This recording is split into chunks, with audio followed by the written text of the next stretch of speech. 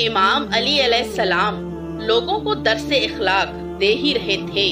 इतने में किसी ने पूछा, या अली, जिंदगी में अचानक से अजाब और मुसीबतें आने की सबसे बड़ी वजह क्या है?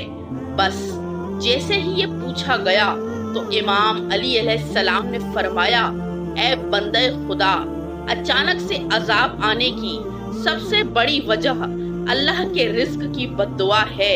तो वो पूछने लगा, या अली, रिज्क की बद्दुआ वो कैसे?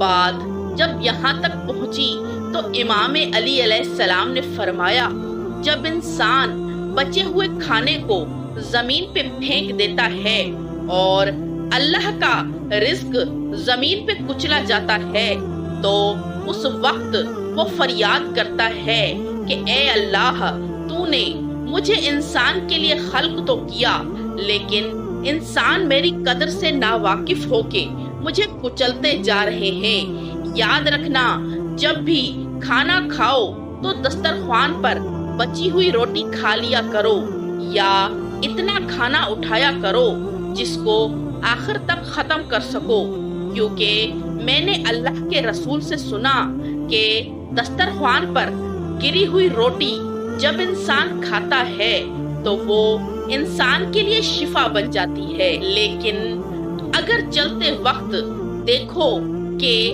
रोटी जमीन पर पड़ी है और वो कुचली जा रही है, तो अल्लाह का नाम लेकर उस रोटी को किसी ऐसी जगह पर रख दो जहां वो पैरों में कुचली ना जाए और दूसरी अल्लाह की मखलूक उसे आराम से खा सके।